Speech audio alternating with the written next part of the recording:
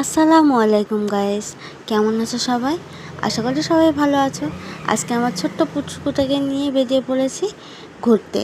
কোথায় ঘুরতে যাচ্ছি তোমরা জানতে চাও? আসলে তোমরা জানবেই, আমি যাচ্ছি আমার বাপের বাড়ি। তাই পুরো বাচ্চা পার্টি টিমটাকে নিয়ে বেরিয়ে পড়েছি। এই যে আমার হচ্ছে মিষ্টি ভাগ্নি, এই যে আমার ছেলে, আর আমার কোলে আমাদের ছোট্ট সবচেয়ে আদরের পুচকু। ওকে সদ্য ঘুম থেকে তুলে কোলে করে নিয়ে এসেছি, তাই জন্য ও বেশ চুপচাপই আছে। ও খুবই ছটপটে, আর আমার ভাগ্নিটা বেজায় আনন্দে আছে। সকালেই পাপা বলছিল আজকে রাহাতকে নিয়ে আসতে, তাই রাহাতকে নিয়ে যাওয়ার প্ল্যান আগে থেকেই ছিল। তার সঙ্গে আজকে বুধবার দিনে আমাদের ছোট্ট ভাগ্নিটাও এসেছে, তাই ভাবলাম ওকেও সঙ্গে নিয়ে যাই। বিশেষ করে আমাদের ছোট্ট পুচকে রাহাত, ও একটু ঘোরাফেরা করতে বেশিই ভালোবাসে। বাড়ি পৌঁছাতেই রাহাতের খিদে পেয়ে গেছে।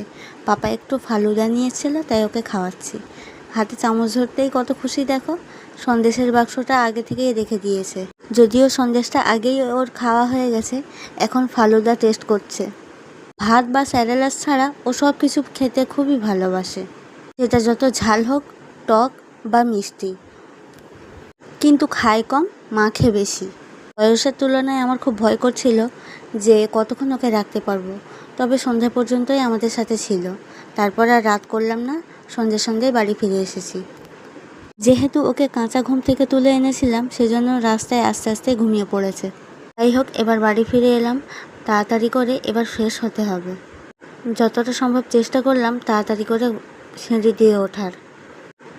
ছোট পুচকেকে নিয়ে ননদ নিজের ঘরেই আছে।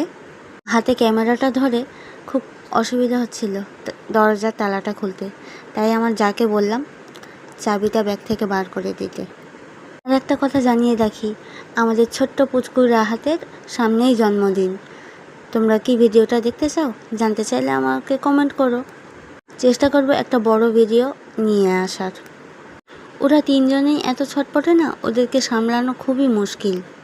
যাই হোক, দেখতেই পাচ্ছ আজকে কতটা পরিমাণে টায়ার্ড হয়ে গেছি। রুমের লাইটটা অন করে এবার একটু ফ্রেশ হতে পারলেই বাঁচি। ভিডিওটা কেমন লাগলো নিশ্চয়ই জানিও, আর প্লিজ চ্যানেলটিকে সাবস্ক্রাইব করে দিও। আজকের মতো টাটা।